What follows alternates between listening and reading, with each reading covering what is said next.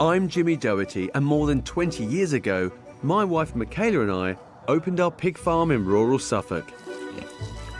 We added sheep and cattle.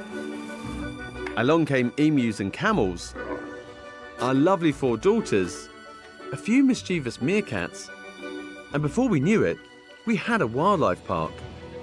And you look at the place now, look at the farm and the wildlife park and all the pathways and all the animals, and it all looks like it was a master plan. It wasn't. Neither was building vast reserves so we could rescue brown bears, a 12-strong wolf pack, and polar bears in need. But that's what happened. Some of my keepers had never seen a polar bear before, and to have them here in Suffolk at Jimmy's farm, wow, that's amazing. Jim? Yeah? What else is coming? Wolves? This time, the story of our wolves. How Rocky, Aurora, Neville and Rom, along with the rest of their pack, came to call our farm home. I looked at these majestic animals and God, there's got to be some way.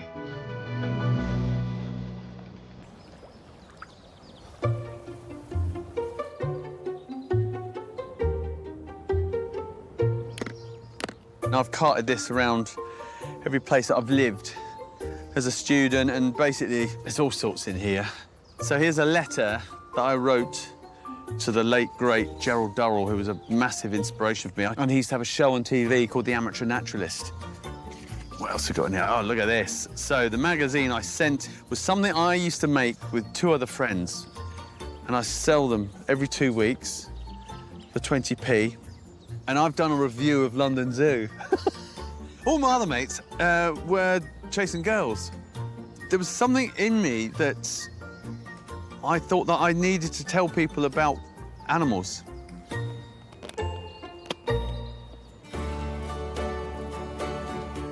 When we were asked to save 17-year-old polar bear Eva, we jumped at the chance. The idea of creating this world that this animal can live in and spend the rest of its life happily in is a lovely feeling. To make Eva feel at home, we've done our best to recreate the environment she'd experienced during an Arctic summer. So we've built the largest polar bear reserve in Europe. But what's really cool is that it can be a home for so many more of our other animals, such as the reindeer and the Arctic foxes.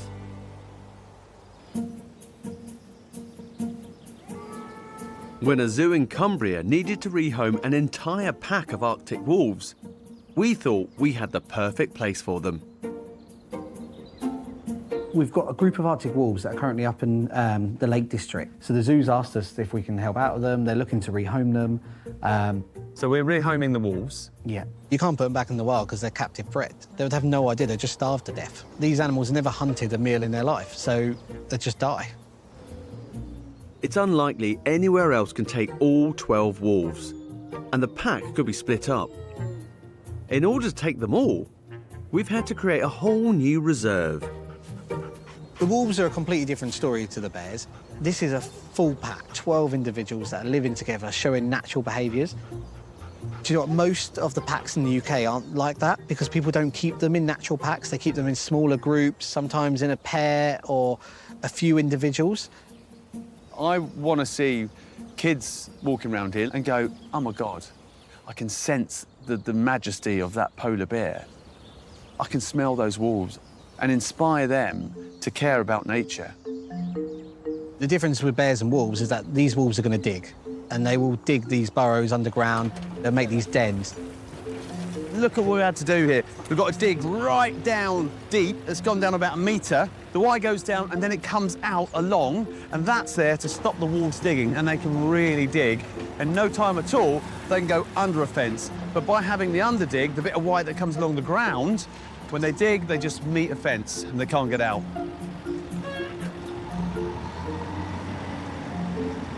That's going to keep them in, isn't it? Sure is. Yeah, I don't believe her.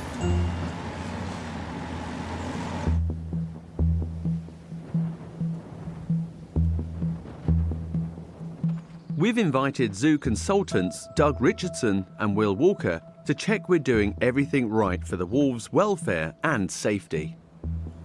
Wolves, people think they're easy. They're not. because once the social structure breaks down, it all goes to hell in a handbasket. That's a worry for us, because the social structure of this pack has changed recently. There's a new hierarchy, and Rocky and Aurora have only just established themselves as the alpha male and female. You've already got a social breakdown because Rocky's new, Aurora's new. Are they going to take over their new places? Are they going to maintain it? This move could change all of that. What can happen, and I've had it happen with my own wolf groups, is a key individual, you know, gets sick or dies or whatever, and the whole group can collapse. So it's actually quite a tricky situation, you know.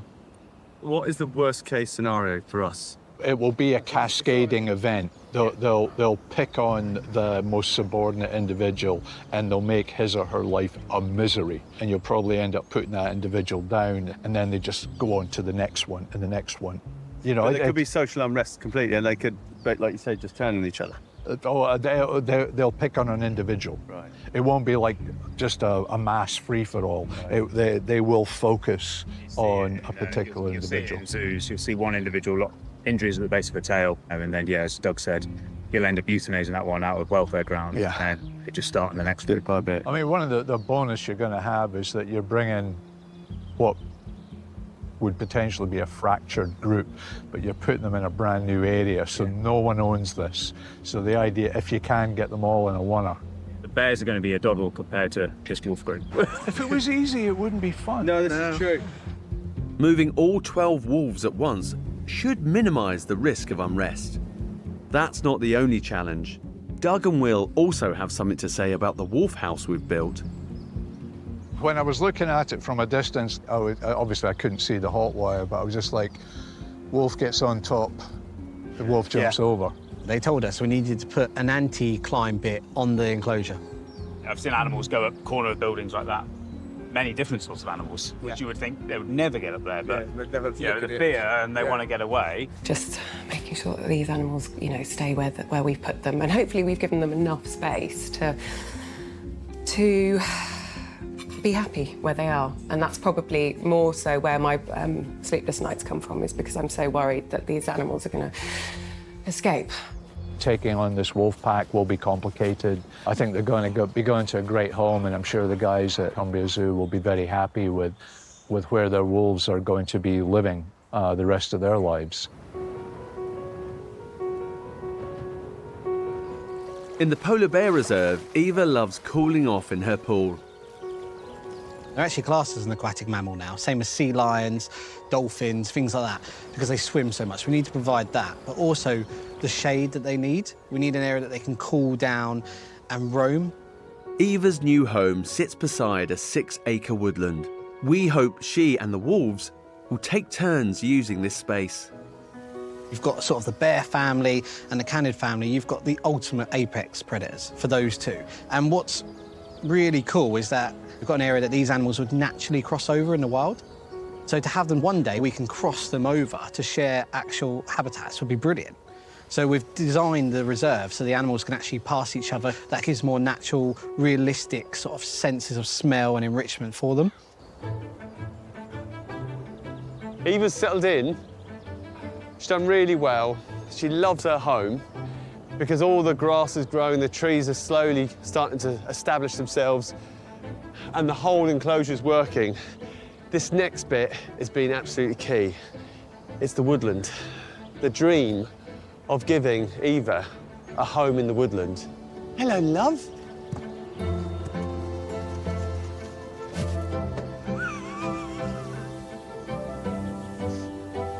We've just ripped that to shreds.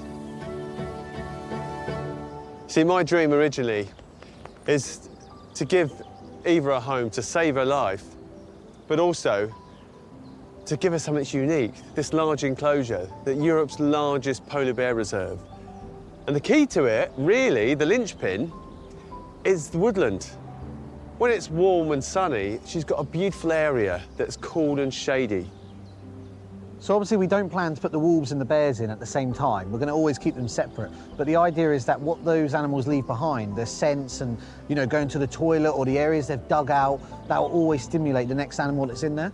So for us, being able to change them around just keeps them going all the time.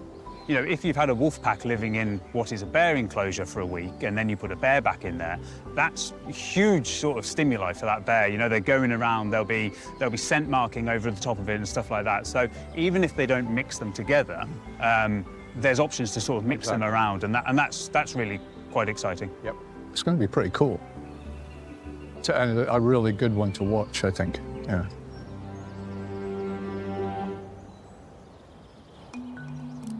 To minimise the risk of unrest in the wolf pack, we're moving all 12 at once. Like, this doesn't happen on a daily basis. This is, you know, a rarity. Like, it's a big deal. We need to consider their safety and protect the pack's hierarchy. The wolves are carefully sedated and marked in line with their place in the pack before being put in their crates. 3, 2, 1. That way, we'll know when they get here where they fit in. We've got to establish this pack, and how you maintain that hierarchy once you move these animals is critical. They've got to maintain as they are as a pack. If you start splitting them up and moving them around, you open up a whole can of problems. If you change one element of that hierarchy, it all breaks down into potentially chaos that could be fatal.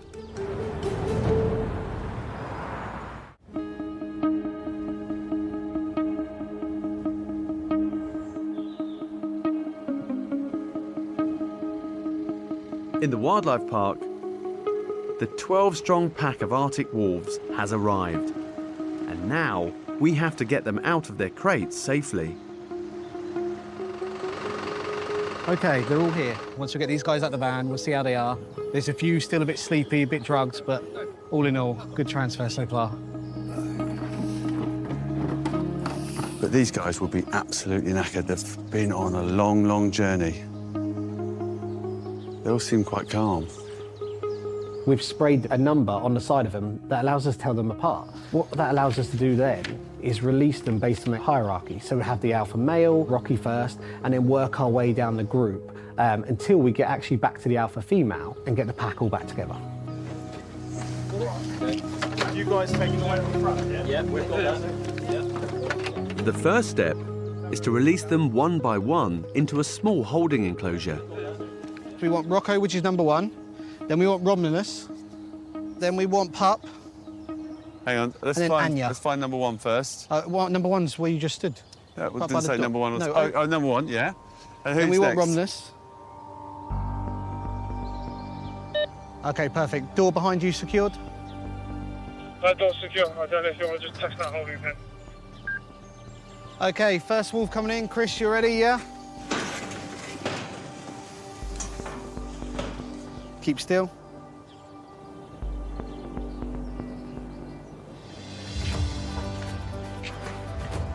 First one in. We wanted Rocky to go out there first, and then the others would feel comfortable seeing him to follow him. He's checking things out, making sure everything's okay. Now, Rocky, he actually, a bit like the Lion King, has got a scar right across his eye here, and he's the alpha male. And he's beautiful white male, and he looks really, really good. Who's next? OK, we're going for Romulus now, this one. Okay, here we go. You ready? As soon as I open it, just push against. Ready? 1, 2, 3. Now, Rom is one of the lowest ranking females.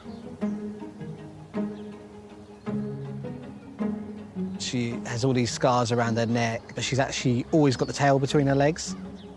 She's a really sweet girl. I actually quite like Rom. We live in a world where we expect everything to be fair. Wolf society is not like that. There's strict rules, there's hierarchy. There's the ones at the top, and there's ones at the bottom. You see how she's low ranking compared, can't you? She's all like, oh. They are socially complex. They have intricate methods of communication, from Body language to scent to tail position is usually a good indicator of where an individual wolf ranks within its own group. It's easy to think that the alpha wolves are being horrible, but actually in the wild, what they're doing is really important because it's their job to defend the pack, to find prey, so they make sure that every single wolf gets to eat. OK, let's go pup then. It's all right, leave it. Come, come. Cool. There you go, pup. And then you've got Neville. And Neville's obviously this year's pup, that young boy that's sort of coming up. Pleased to be back together. Yeah. Now they're feeling a bit better, don't they?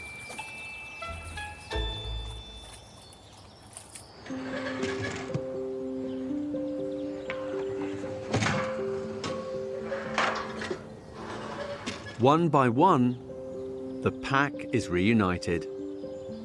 This is the last wolf. Sophie, open.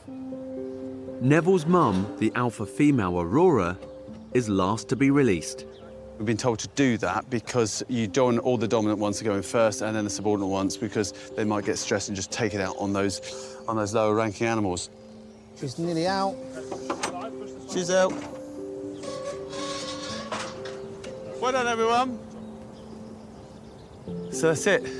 Long journey from start to finish. In fact, they're finally in. Look at them. And they've all arrived in fine form. I mean, that is an achievement.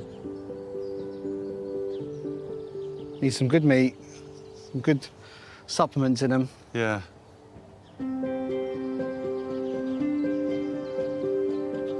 They seem to be settled. I was really worried about the train and on cue. I don't care. I don't think they've ever seen the train before. I mean, they're a bit like, what's going on? But give them a week and they'll know the whole timetable. I'm over the moon. Safe, no damage, no cuts. Everyone's in, everyone's talking to each other. They're doing really, really well. We just need to get everything loaded, everything out, so we can just leave them to calm down. And this is just the beginning for them here. Yeah, this is where they're going to stay just for a day or two, just to get used to things, understand their surroundings. I mean, they've got an amazing view. And then after that, we're going to release them into here. And look, they've got a big pond, they've got a beach, they've got a mound to dig in, they've got the lovely big oak tree and a little climbing frame around the back, and then they've got the paddock that opens up into the woodland. It's a whole new adventure for them. Can't wait. It's time for a beer.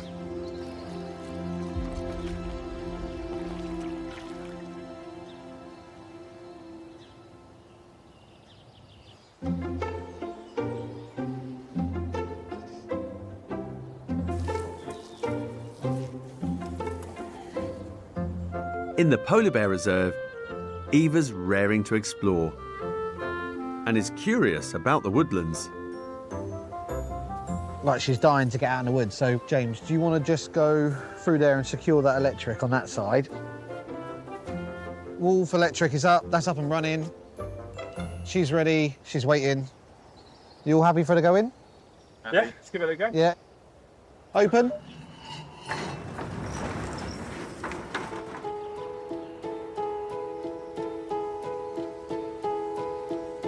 Come on, Eva.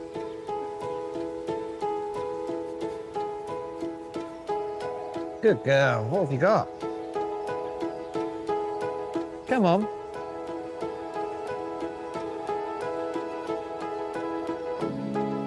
That was a bad turn, that one. And that can be frustrated behaviour or nervous behaviour. It's just like an anxiety sort of style thing. You can see that she's desperate to get into the woods and explore it all. However, it's that doorway. She's really nervous about being locked out of the area that she knows, and that's why she's hesitant. She's going back and forth, so we might need to give her some encouragement to get her through the gate. Ah, good girl. Big step, perfect. Look at that. Having a foot on the other side is great.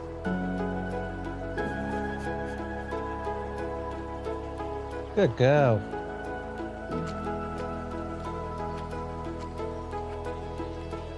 Good girl. Yeah, good girl. Look at that. But we did it. She's in the woods. Now, we've got a polar bear in this 6-acre woodland. It's the first time it's ever been done in the UK. It's the largest woodland for a bear in Europe, in the largest enclosure. She's got all these sights, these smells. She'll roll around in that. She'll have natural foraging as well, so she'll find berries, she'll find bits of twig and all different plants that she'll want to eat. It's going to be absolutely amazing just watching her now show all those natural behaviours. Couldn't be happier if we tried. Like, that for me is just job done. A big tick in our box there. As Eva will be sharing the woodland with the wolves, we need to make sure we can get her back into her own enclosure.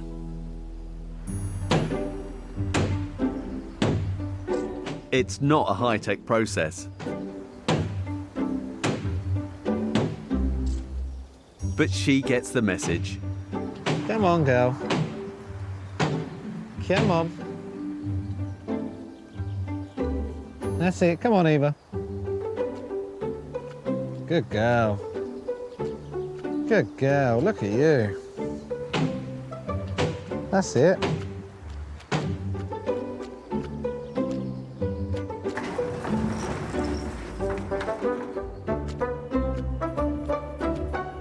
Yeah, good girl.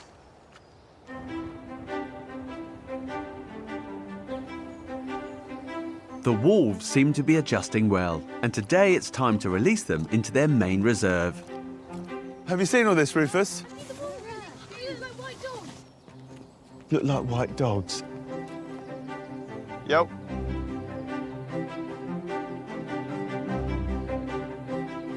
Right, okay, be good to know that.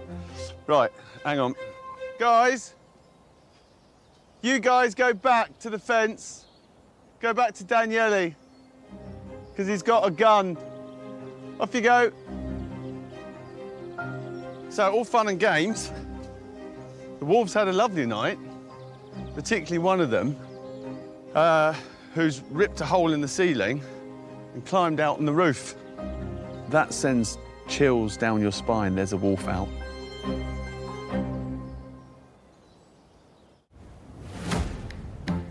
Our 12 Arctic wolves are in the park, but one of them, Fenrir, isn't making life easy. Right, what's the plan then? So we've got Sophie on firearms. Just waiting for you so we can do a release into the paddock, and then we can surround this area, and push him over the overhang, basically. OK, fine, let's do it then. Yes, got a new sunroof, that's for sure. Yeah, he's been up there a while. We've got extra defences, so it won't get out, but it's on the roof. We don't want it on the roof. Although it's out of its enclosure in terms of it's on the roof of its house, it's not out of the perimeter, but it's still in a place it shouldn't be. Anyway, it's good having a wolf on the roof, isn't it? It's only got to go there to there. If we hadn't had what we've got in place, it'd be out by now. But unfortunately, the only mistake we had, we had no idea it would jump up and squeeze through a tiny little gap there and get on the roof, and then rip the roof to bits. Problem is now, where we've put that anti-climb to stop them getting on the roof, it can't get off. But that's the thing with these animals, they will find the one defect. But still, it's out and it's ripped my roof open. I've just paid someone a fortune to do that last week. We cut a hole in that mesh above that door. Above that gap there, we cut with a grinder. Go in there with a telehammer, drive straight up to it, a gap. You could probably walk in there and do it. I was the only one tall. You're the tallest. Yeah, he's the only one that can. Worst case scenario is he uses the elevation, runs, jumps, and he clears that fence. Oh, God, look, it's a wolf. Which is why I had Jim up there with a fire extinguisher. If he came near it, you divert him, and that gust of air makes him spook and go the other direction. When I went up on the telehandler, and I've got a broom handle and a fire extinguisher. That'll do. I'm not going in with it. That'll do. There's a wolf eyeballing you, and you look at what it's done, and it's just tore chunks out the roof. And you think the power of this animal to destroy something so quickly is terrifying. There we go. How far can you pull it out? Coming to look over. Wolf's coming towards you. Watch yourself. He's having a look. What are you up to? Stop. It's all right. It's not. It's just having a look. These animals have evolved to be opportunistic. They've got to make the most of every opportunity coming their way. Put your paws up. Go on, mate. And then he's out there, and then he's like, look at me. They're all underneath, half asleep, like, oh, here we go, he's showing off again, trying to be top dog. And Rocky's down there, not even batting an eyelid. They couldn't care less. But for him, he thought he was top dog, showing right off. It's literally on that lowest point now. It's got its nose and its head through. Just down on that gap there. The worst bit is, rather than jump back through the hole, he's decided he's going to make a new hole, so he starts ripping all the sheets off. But then he's too much of a wimp to actually jump down. The irony is, he's ripped all the bits of a roof sheet and it would stand on to jump off that corner. And then you're looking and you're thinking, please don't come my direction. Can't get his front paw, both paws in. Just have to stitch it up. Come on. Go on, it's committed. You can't get out. You've got to go. You've got to go. Brilliant. Get in there, let your legs go, let your legs go. Oh. Yes. We're in. Good. Cancel that. There were some really good points that happened when it did, because it tested our setup and it tested the training of our guys. All wolves safely back where they should be, we can now release them to explore their new home. Come on. Come on, here we go. That's Fenra. He's out. He's already seen it all day. Wolves is a new one for me into a new area. One, it's a large pack, and two, this is a brand new exhibit, so it's got no smells, nothing, and it's never been wolf tested. So that makes me nervous as well. Come on, Luna. Go on. Good girl.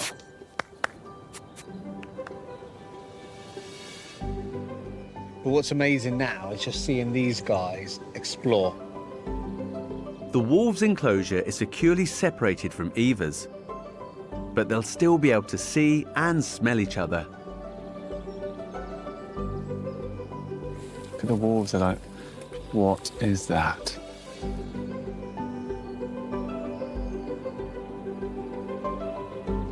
How lovely it must be for them just to have a total new surrounding.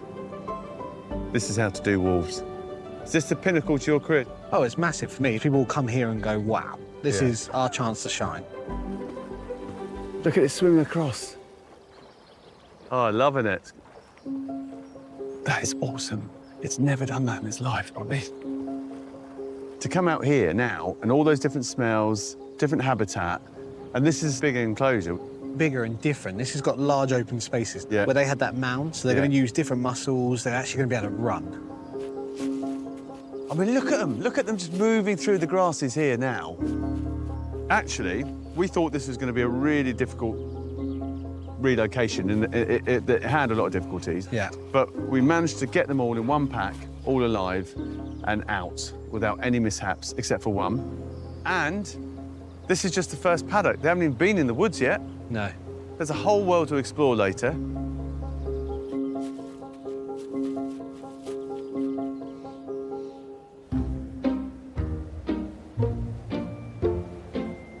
Since arriving, Eva's had the polar bear enclosure all to herself. But that's about to change. The European breeding programme has asked us to take on 2 more polar bears. Good morning, girls. Look at you, hey?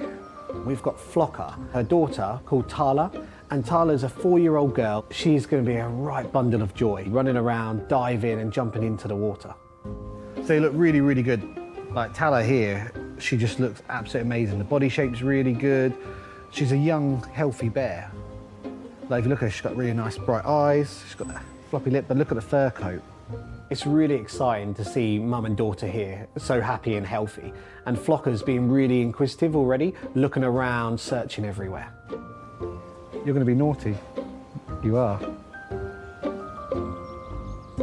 Female polar bears in the wild don't necessarily need to have companions and company, but I would love this to work out, because it'd be wonderful for Eva to have some friends. Flocke and Tala will need to get used to Eva. and their neighbours, the Arctic wolves. Oh, all right. So it's really well trained. The door open, two wolves come. And why have you given me the bent one? Because you're going to have the bent one. Today, Stevie and I are getting up close with the wolves. So should we all filter in and close it? Yeah. So if you come in, just watch her. So do you want to just do a quick verbal risk assessment, Stevie? We're going to enter and we're going to go to the right. We're going to stand by this pole here and see what their reaction is. If there's any behaviour changes or anything that's ego, we're going to come straight back out. All right? But we do need to review because they haven't eaten yet and there is a bit of anxiety in the group. I feel so much better now. It's quite normal to go in with packs of wolves in the animal industry. You know, they respect us, we respect them, and as long as we have a group and we have our defence, it's fine. They haven't been fed yet. No. But we're in here. We're going to go check on how they're getting on in this environment, what they've been doing, where they've been exploring. But what would be really nice is to see that they're utilising parts of the environment we put in, like the pond. Are they swimming? Have they started digging dens? All that kind of stuff. And the big thing is we've changed their diet since coming here, so we're really lucky. We can get things like venison and beef, and where they were, they mostly got chicken and a bit of beef here and there. Right. So we also want to look to see how they go into the toilet. Is it firmer? Is it good? Or have we upset their stomach? But look how good they look. Like, they're white. Wow, they're looking really clean and white now, aren't they? Yeah. We have to be careful where we're treading and keep an eye on individuals because they'll start circling us, and that's exactly what they're doing now. They're looking around, they're watching us, they're trying to work out if we've got any weak spots, but also they want to make sure that we're not a threat to them or any of the individuals in the group. These are not domestic animals. They're not a dog or a cat in your living room that purrs. They are wild. If they can get hold of you, if they can hurt you, they will. So this is the beach area on their pond. Oh, look, here we go. They've been eating quite a lot of grass, haven't they? Yeah. They're looking quite firm, their poos. Their digestive system's working really well. Well, you can see the tracks they've been making, so you can see their daily routes, can't you? And what's nice to see, Stevie, is that the routes are quite diverse and they're everywhere, as opposed to just one track that goes around the perimeter. They're really exploring their environment. And they're really interested in what we're doing. You can see Rocky's coming up behind, just having a little nose. And then he's number 2, Fenrir's there. But what's really interesting, as we head over to their nest, we see what happens, you know, as we go to that area they're hunking down at night. I think, look. So Rabbit, they're hunting then. He's coming around the back of us. Yeah, just watch. In with a wolf, you can tell a lot about, you know, whether the animal is potentially being nervous or aggressive or curious or whatever, if you know what to look for. And there's been so much work done on wolves, we actually have a very good idea of their behavioural repertoire. Look, you can see an actual den here. Now, they're only about 1 metre deep at the moment, but they'll get to maybe 2, 3, 4 metres deep. They'll carve it out and they'll have their pups in there in the future. And that'll be really, really exciting and natural. So that's Rocky there. He's come to say, right, I'm the head of the pack, what do you want? And then this is his son, Neville, that's coming up now. Look how big Nev's getting. Nev wants to be part of the gang, does he? Rocky will just give like a little indication and they all come running to him. And they stand their ground, they call, and they just know how to work with each other. And it shows the meaning of family and sort of sticking together. Yeah. Go on, you got to learn. Right, come on. Getting human hunting time. He's just pushing his luck. They're looking for that weak opportunity because, you know, they are still a predator at the end of the day. Just stay in the triangle, yeah? And we'll head this way. Up to the den? Big voice. Just watch that side. So you can see here, they're just starting to carve that heel into what they want. Yeah. If you have a look over there at the moment, where we've gone round their dens... They're smelling. Now they're having a look at it going, you know, is there anything that's changed? Is there something that's bad? It's, like, amazing. Now they've got holes underneath the trees, they're digging their den in the big mound, they're swimming. It's paradise for them.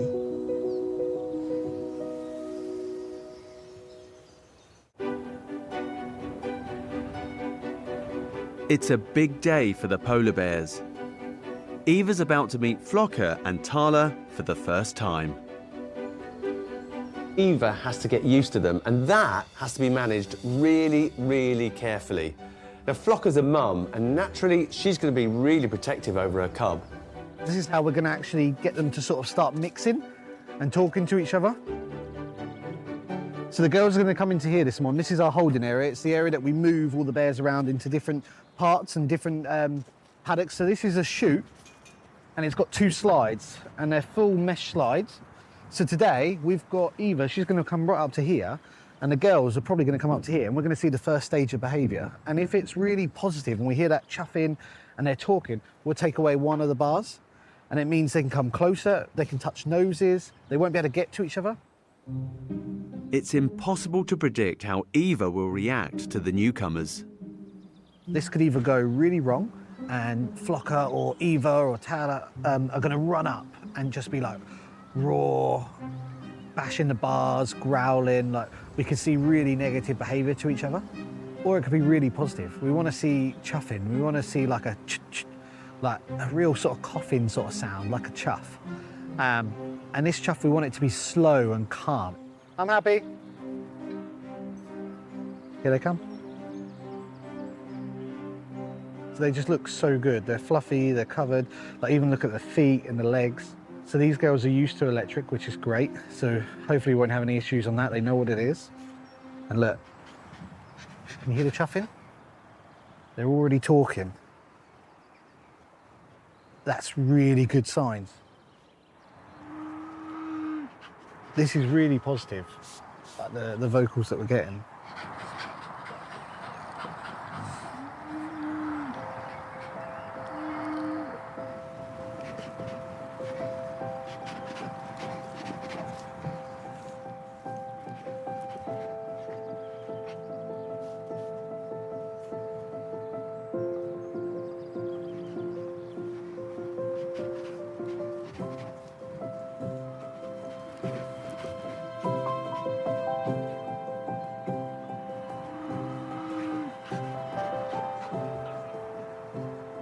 See that talking?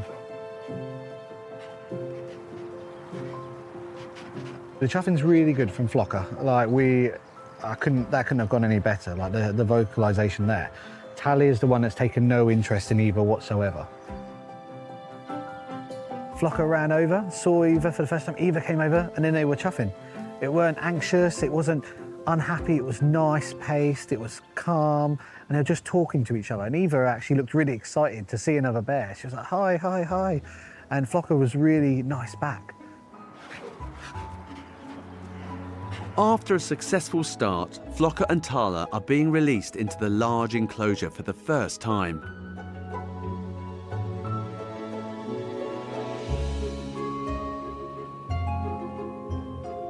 The idea now is they can really stretch their legs. And they came in, they're a bit cautious. You know, Flocke went straight in, and she's looking, and she can't see Tala at all, so she's calling to her, saying, come on, come on. Tala does her own thing, just goes round, straight into the water, swimming around, and then off they go to explore that whole enclosure. Eva watches as they play. For now, we'll keep her separate from Flocke and Tala. But soon, we hope the polar bears can all be together.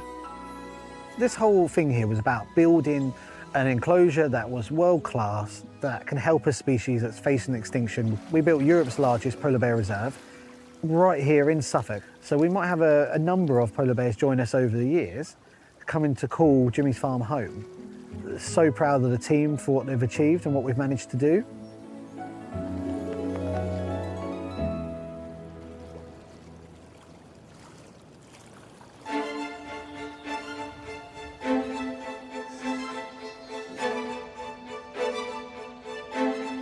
In the Wolf Reserve, the pack are in for a treat.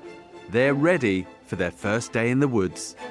So we've got 6 acres to go in and just explore everything. From all the leaves on the floor, the tree branches, the smells, everything's going to be just amazing for them. Can't wait.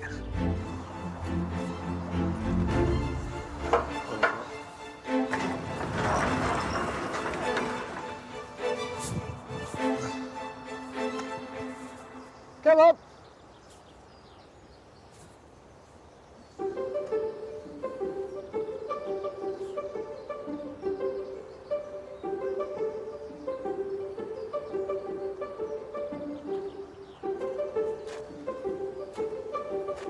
Come on. Pups, pups. Pups.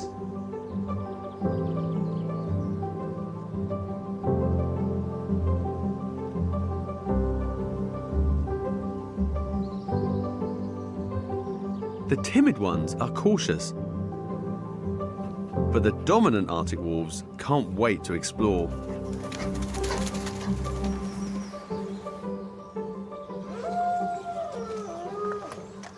Listen to that. Got to pinch myself sometimes because I'm hearing wolves howling. When they all howl together, it's got lots of different meanings. They use it for different vocals. They talk to each other, they call in, they're symbolising different bits, starting off hunts. There's lots of different meanings for it. The calling is to try and keep the pack together. So there's more confident individuals that have really ventured into the woodland and they've left the timid ones behind, but the timid ones are howling to say, come back, come back. But it's just incredible to see these beautiful wolves in this woodland. It's just magic. This is what it's all about. The one howling in the woods, he's going, come on. He's like, don't be so scared, follow me. This is just amazing. When you hear the wolves howling, that is something that terrifies you. You know, that woo, that haunting sound. It's hardwired in us. And that sound there, wow, it's just hypnotising. But as a sheep farmer, it's terrifying.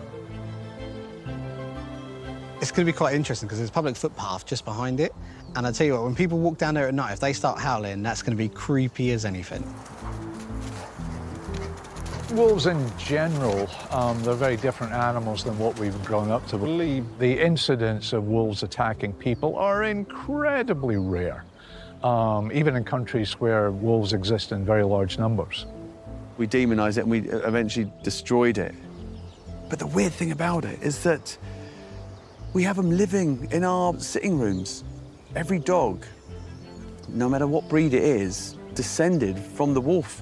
So man's best friend is not a million generations away from this creature we demonize so much. The thing I love about it is I'm not just the one listening. There's a whole group of school kids up there listening to the wolves, watching them in the woodland, looking at the polar bear, understanding about the importance of conserving our remaining wild places. Off you go. I think if I compare myself now to how I was as a kid, obviously there's huge differences, but I think the childhood wonder and the need to make change happen and create these little worlds is still there. Most people, they're so far removed from nature. And when presented with something like a bear or a wolf, and for people to burst into tears, it's emotionally overwhelming. And it's something that most people will never really appreciate. This journey has been more exhilarating than I could ever have imagined. And at last, in the polar bear enclosure, Eva finally meets Flocke and Tala close up. All three polar bears are finally sharing the same space, and I'm so relieved. It's not just the fact that they've all accepted each other. It's great that Eva's got some company.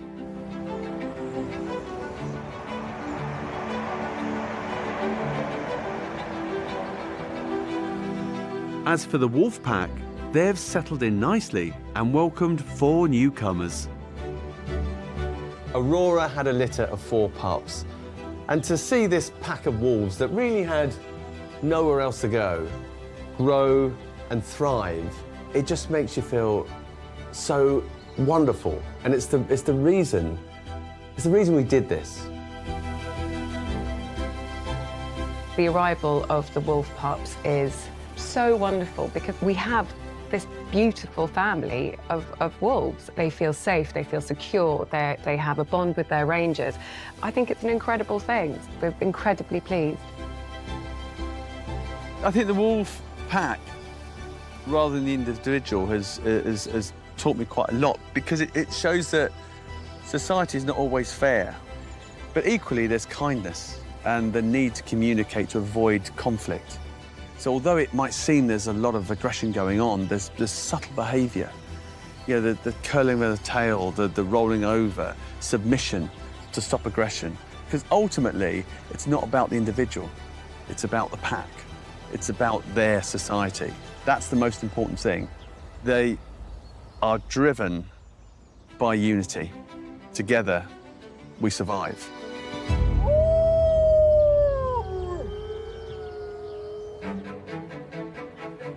Next time, how Diego the brown bear found a new home with us. I've seen it and you can't unsee it. And so now we're on the road of going, how do we help Diego? And I can't believe I'm actually saying it. Jim called me and said, oh, no, you know, Diego, this beautiful brown bear. And I just thought, oh my God, this is never going to end.